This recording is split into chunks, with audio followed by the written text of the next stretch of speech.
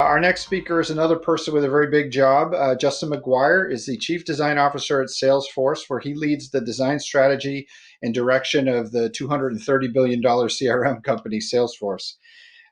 Justin is going to speak about personalization and the opportunity for companies to move beyond service design to adopt an even more mature relationship design mindset.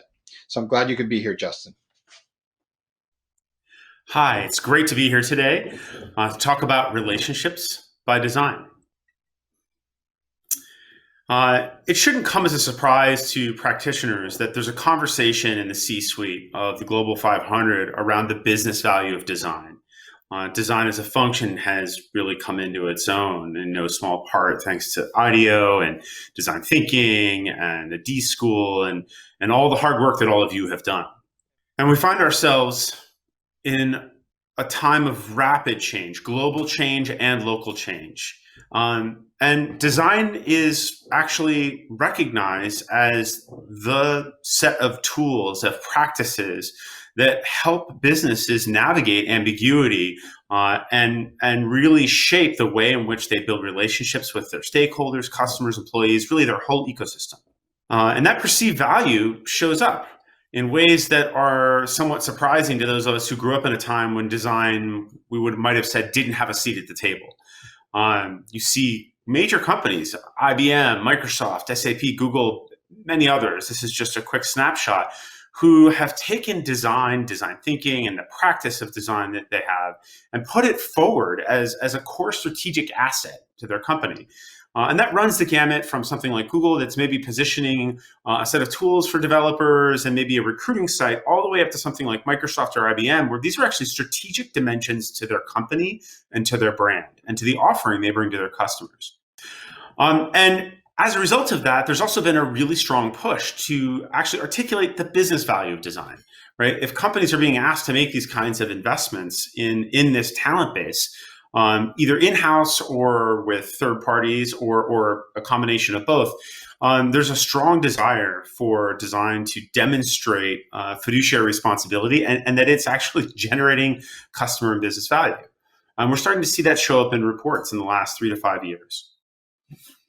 And of course, with the role of technology and the techlash that's happened, the role design plays in helping address these kinds of concerns that are heightened and present more now than ever before is monumental, right? Whether that's taking accountability for how the media is looking at the products we make and build, to the reactions all the way to government policy, to social reactions, to the fact that things like privacy are actually breaking. We play a strategic role here. And yet, at the center of all of that, we still see companies not actually understanding how to think about and leverage the people they've hired. I mean, the fact that McKinsey has to put out a report telling people, hey, this chief design officer thing you just hired, here's how to actually think about making that successful and have a return on that investment. And of course, in the products, you see companies still produce things that are a mixture of sort of designs that don't make sense anymore and aren't very usable to things that actually represent well thought out, customer oriented design solutions. So let's take a look at how we got here. We'll step back. Way back in the Wayback Machine, we can remember that our practice started out with what we might have called product design. We designed and built something that we sold, and it was transactional. You measured the success of that business in transactional revenue, predominantly. And of course, in the financial space, a parallel to that might have been simply setting up a brick and mortar establishment for people to come in and out. And it was very transactional. My relationship with my bank was when I was in the bank, and that was it. Then about 10 to 12 years ago, practitioners started to see the idea of service design. And if you remember back then, if you raise the issue like, hey, there's this thing, we think of it as service design, the reaction from almost everyone in the profession was yes.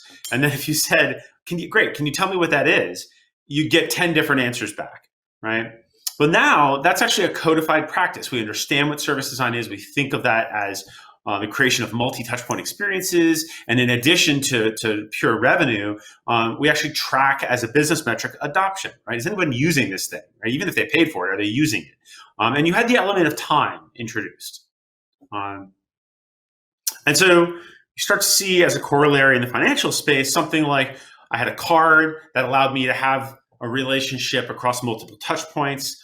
There were partnerships put in place, just like Nike did with Apple. You see partnerships with things like Continental Airlines. I have the ability to go online to do my banking, so I'm no longer bound to a physical location. And this started to put in places the pieces of the satellites in that ecosystem, enabling us to do service design. Well, we think that we're moving into a new chapter. And that chapter we call relationship design. And that's the creation of experiences focused on the connections between the nodes, and specifically towards an idea of driving deep engagement that creates both social and economic value. And in addition to revenue and adoption, we really start to look at engagement. So what's bringing about this change? We see 4 key things that are driving this shift in the practice and how we have to think about what we do professionally. The first is that customers expect things to be more personal, and artificial intelligence is offering us the ability to actually scale and create totally one-to-one, completely unique experiences for all humans at scale. That's a level of scale and intimacy that has never before in history been possible. And how do you design for that? Customers expect ethical products. And then, in fact, identity purchasing sees customers choosing who they want to be in a relationship with. We see an expectation both of the companies producing the products and of the people working in those companies that those companies embody a set of equitable beliefs, systems, operating models that show up in the products and in the way they build those products. And finally, we're in near constant conversation. Social channels and a phone in every human's hand have enabled us to be in constant conversation with a customer. That facilitates that personal relationship. And it enables us to get feedback and tune that product in ever more personal and bespoke ways. And so you'll start to see that show up in actual statistics, right? 84% of customers say, being treated like an actual person is central to winning their business. 72% of customers, this is about a year after GDPR was due to be in place, 72% of companies weren't GDPR compliant. That's criminal. 67% of employees expect that their company, their employer, is taking an active stance against social justice causes. And in 2018, we saw 400% rise in the increase in the use of just one of the social channels, in Instagram, as a means of maintaining a relationship and having a communication channel with their customers. So you start to see a company that made shoes now look like this, right? I can schedule an appointment with a personal performance stylist. I can order clothing that's completely bespoke for me. I can join a club and have access to elite athletes, training programs, events, custom one-off articles. I get to take advantage of relationships that they've built across the digital ecosystem, to have something as personal as jewelry that I wear that's tracking, giving me information about my performance. You start to see someone like Nike celebrating and selling as actually a selling motion, the fact that their choices in how they make their products are actually making a difference in the ecosystem. You see engagement at a one-to-one level across social channels like Twitter, and you see engagement as part of how they speak to their customer base, taking on social justice causes. It's amazing. That's a shoe company at its heart, and this is what that looks like. It's personal, it's ethical, it's equitable, and it's conversational. In the banking space, as a corollary, you might see some of the work that Chase has done on. It's no surprise that the intimacy and level of personal relationship that people want to have with their bank, I think financial institutions have, maybe ahead of other businesses, had to think about a relationship differently for some time.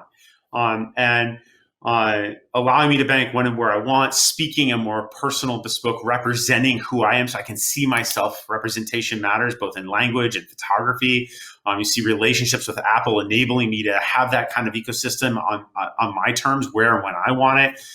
You see things like social justice causes whether it's giving back or involvements in pride. You see a heightened sense of responsibility in a digital age around security. You see one-to-one conversations happening. You see push proactive communications helping me manage risk. And you see the ability for me to actually peer-to-peer just be sharing money and do transactions when and where I want, how I want.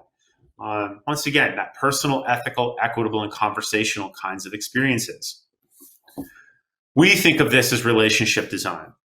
And just like we saw 10 years ago, this early stage around service design, we think this is the early stages of relationship design. Everyone we talk to about this says yes. And then we say, great, can you tell us what you think that is? We're getting a variety of answers back. And so what I want to share the rest of today are not necessarily a decisive sort of this is exactly what it is and how to practice it. I think we understand, we have a strong point of view about what we think this is. The how to practice it, where we're going wrong, that's the conversation. I want to share our insights today, but it's really also an invitation to all of you to share back because we're early stages on this. So we look at things as signals to like, how are we failing? Well, you see books coming out talking about how actually design is ruining experiences, or we aren't taking accountability nearly enough around things like inclusivity, or we aren't recognizing and yet being conversant in the new machine age, or even asking ourselves questions like the podcast: should this actually exist? Is in the blind optimism we bring around technology, are we actually doing harm? So first and foremost, Conway's law is always present, and we can joke and laugh about this slide. And sort of, I can tell you, having worked at Microsoft in the late 90s and early 2000s, that's sort of funny, the business units with guns to each other's heads, but that was actually sort of how it was set up, right? There's truth in these. And the reality is our customers will always feel your org chart. Right? You don't ship your org chart. The number one value of design within an organization is its ability to see horizontally and to design horizontally across the organization. And it's incumbent upon us to help our executives see that value and take advantage of it. We've got to stop fearing machines. Machines open us up to new kinds of ways of creating. Generative design, the work that's being done, there are new forms that enable a new type of beauty, a new type of strength, a new type of efficiency, a new type of materials use, and a new type of manufacturing, and a new speed of delivery. Those are all amazing things that were not possible without those machines. There are also consequences. So, the fact that I can go to a website and get deep fake photos just sort of freely made for me, that may fall into that category of I'm not sure that's actually something we should create. So don't fear them, but I think we have to ask the question, who do we want to invite in on the machine side as partners with us in the creation process? We've got to start listening, right? Not just talking. I think too often these days, social channels are seen as just this broadcast channel for us to be spouting out a brand story to customers instead of actually listening to what's going on, listening to your customers, right? And I actually feel like we as design organizations need to help our customer success side of the house and our service side of the house not look at Twitter as a channel to manage a brand, but rather as a support and customer listening channel, a channel from which to learn. We've got to engage in conversations, not abstractions, right? The day of the persona is dead. At the point you're a customer and you can deliver a completely unique experience for all humans, then the idea of talking in abstractions is done. And whether those abstractions are qualitative data like personas or even quant-based lenses like Google Analytics, at the end of the day, those don't get you to the singularity. They're still abstractions, right? So I think a challenge for us in designing the organization is designing the organization to support the scale of need to enable the kind of one-to-one conversation you see happening on the far right here with Pooja. And engaging in those kinds of conversations sometimes will be machine, sometimes they'll be human-oriented, but there are new skills needed to think about designing that conversational language strategy. And because the early days of this are sort of frustrating and alienating, experiences that can actually be misleading or don't actually work at the pace of humans. They're working at the pace of machine, and they just can end up feeling kind of overwhelming. These are new skills we're going to have to bring to bear. We've got to design for dynamic people and proactive machines. At the point you're really listening, you have machines that can learn, right? We as organizations have to learn, and we have the opportunity to build systems that can push back. I remember the first time I got this kind of proactive notification that my phone seemed to know where I lived, what my travel habits were, where I worked, and it was able to tell me proactively, hey, looks like there's good traffic or bad traffic for you to get home tonight. You might want to leave now, right? That was kind of amazing. We're getting into the land of predictive experiences where we can actually start to predict and do things proactively for you and help you see around the corner.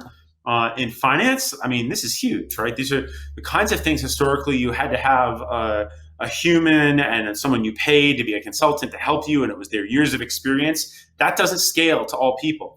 We have the ability to scale to all people. You've got to start thinking about how you're delivering and designing for productivity in systems. And finally, we talk about partnering. That's really this sort of overlay lens on my whole universe, right?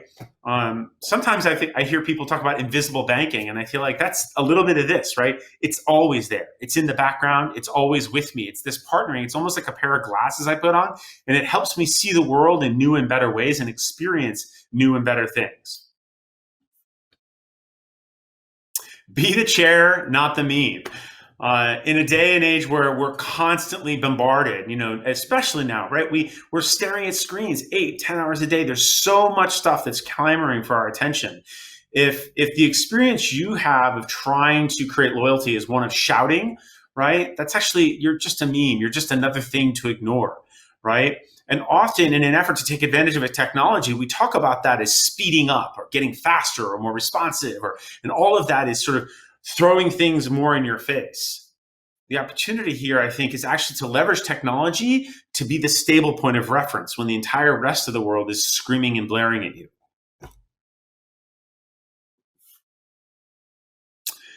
Ethical accountability, right? Not just financial accountability. We have to develop this muscle as practitioners, as designers. I know I didn't go to school to be an ethicist, but the fact of the matter is our discipline has been the conscience, the voice, representing not just users, but the environment, ethics, et cetera, in a sort of sideways way for a long time. It's no longer sideways. It's no longer hey, it might be nice if we thought about this. This is actually a central part of our role and our mission as a function in a company. And it's up to us to stand up and hold ourselves to ethical accountability. And you see this showing up, not just from a bottoms up swell from people, but you see this all the way up to the kind of language that's showing up in the World Trade Organization. We've got to shift our focus from being one that's only shareholder focused to one that is equal parts stakeholder and shareholder. And if you don't do that, you will not have a customer base in the future. We got to focus on jobs to be done. User stories, I think, was sort of the fad in agile software development for a long time. And we've done our part, I think, as design organizations to try and work in this iterative, fast way. But at the end of the day, user stories, although their name has users in it, is really just a chunking mechanism for managing large workloads for development organizations. They actually don't create user focus, right? And we need to come back. I know at Salesforce, we've introduced the jobs to be done framework. I think it's incredibly powerful. It's an important tool to help us look across our org chart, to help our organizations not ship our org chart, and to be laser focused on the job performer, on the problem someone is trying to solve, on the job they hired you to help them do. We don't incentivize the right behaviors. As companies and as designers, we need to, again, step up and take on not only financial responsibility, but social responsibility as well. At Salesforce, we not only look at our business metrics and the impact of design on those business metrics, but we also have made commitments to the SDGs, for instance. And I think it's incumbent upon us as a practice, as a profession, to be voices to this end within the organization. And as the people crafting our products and our experiences end to end, to look for ways in which we can actually celebrate these through the things we build and the ways in which we build them.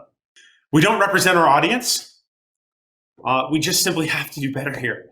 In a global world, the ways in which people manage their money, what they look like, what language they speak, where they live, their social norms are highly varied. And part of delivering a bespoke one-to-one experience to everyone, actually, to deliver upon that, we actually have to have people on the inside who represent that breadth. And so if you don't, you end up with every assistant looking and sounding like a British female voice. If you're not looking at a macro lens, the way in which money funds things, right? We end up with this kind of literal visible line on the earth of who has money and who doesn't, and inequality manifest in architecture. We have to change the stats around the nature of our organizations that are building this. They need to represent the broader human population. And in a work anywhere world that we now live in because of COVID, there's no better time than ever to take advantage of the idea that not everybody has to sit in HQ. As practitioners, no one cares about your process, with a little asterisk, which is to say, as long as it's ethical, as long as the way in which you build product is ethical, no one cares about your design process. They care that the outcome was awesome, right? The Azteca is famously ugly, a famous, awful car. It's terrible. And yet it also, at the time of its creation, was sort of famous for leveraging all of the best practices of design. It did focus groups, it listened to people, it did 1,000 things, and no one ever actually stepped back and looked at the results. It just was terrible, self-evidently so.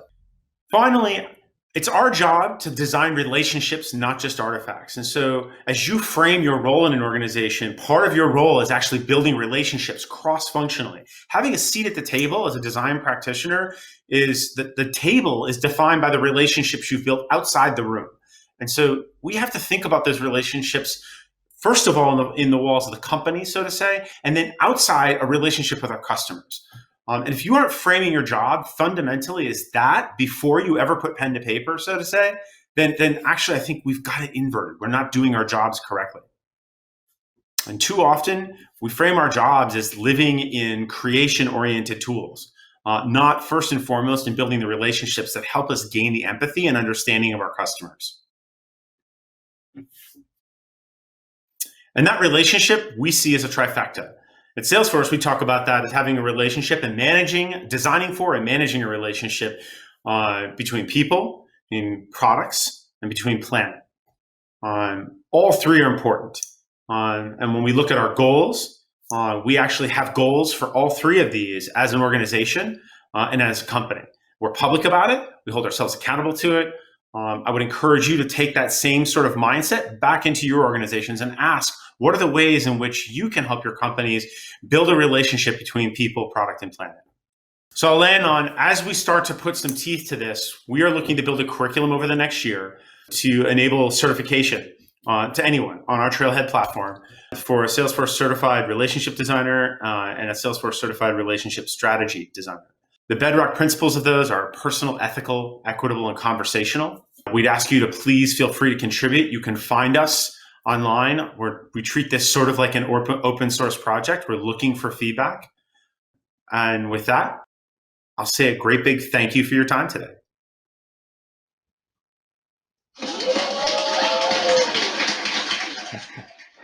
The crowd is going wild, Justin. Thank you so much. Appreciate that. Such a great topic, relationship design, and it's interesting. I mean, Salesforce has been about relationship forever since it was founded. So, so your perspective is really good from a bunch of angles there. We got some great questions from the audience that joined us today. I'd love to filter a few of those your way and see your reaction to those. So let me go through my list here. Okay, here's a good one. How do financial companies build relationship with customers that mostly have resistance? So I think the folks here in the room, in the virtual room, are dealing with customers who sometimes, may give them a bit of the Heisman in terms of building a deeper relationship. It's a great question, and I think I'd say it's. I don't mean to be glib, but the old adage of when you point a finger, three point back at you, right? Right. If someone's not trusting you, I think it's incumbent upon you as a company to look back at yourself and actually have the tough conversations. Why are they resisting? What is it about how you approach them, or what you're offering, or who you are at your core, that makes them not see you as someone they want to build a relationship with? And those are Mm-hmm. tough conversations, and they're bigger than a classical assessment of your brand. Mm-hmm. Yeah, it's anecdotal thing you just made me think of. There's a brand that is experimenting with merging the branch with a coffee offering. I'm sure you've seen it out there.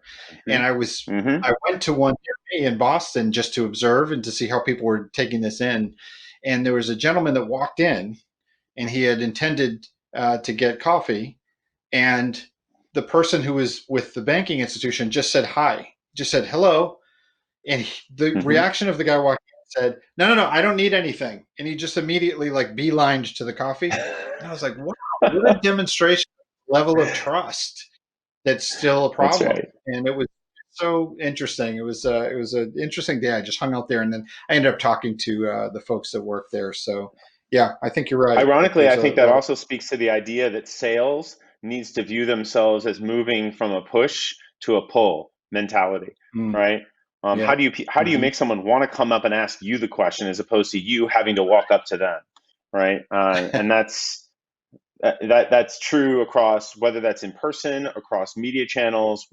That is a truth, a hard truth for sales, and Yeah, it changes fundamentally how they think about their purpose. that's great. Yep. Um, Question here about personas. If not personas, then what do you think? What do you use to get alignment and mutual understanding across teams on who you are designing for? Um, It's a good question, and I love putting out there that personas are dead, because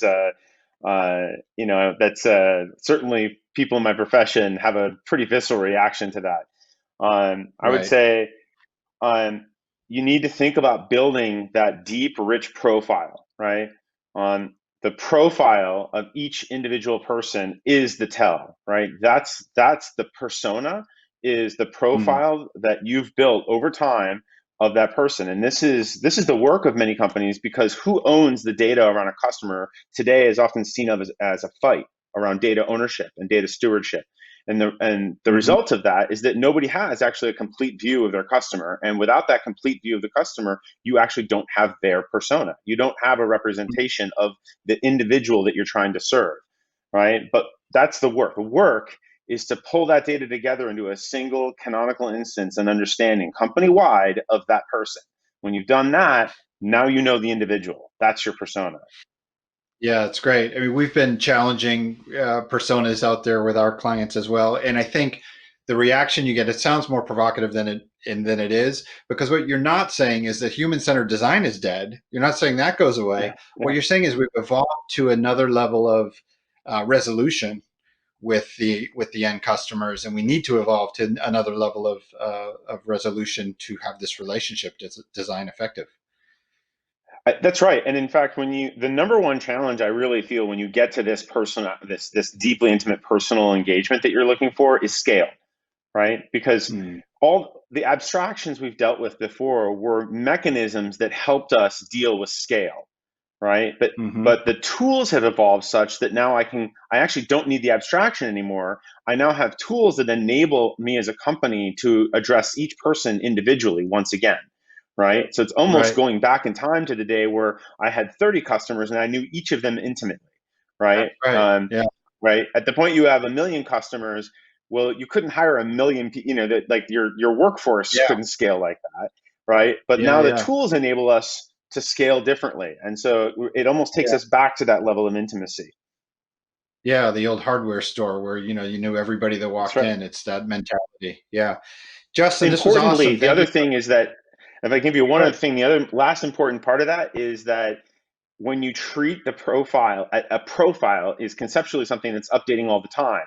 Personas were a thing you refreshed every 2 or 3 years, right? And the other Mm, important part of treating it but based on the profile is that you get the constant update. The feedback loop is much right. more real time, and you can be much more responsive to the needs of the person. because people change over time, things That's they didn't right. like or preferences they had. Yeah, that's a really good point.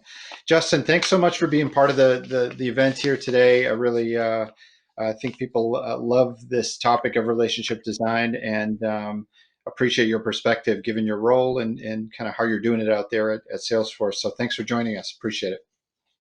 Thank you for having me. Have a great day, everyone.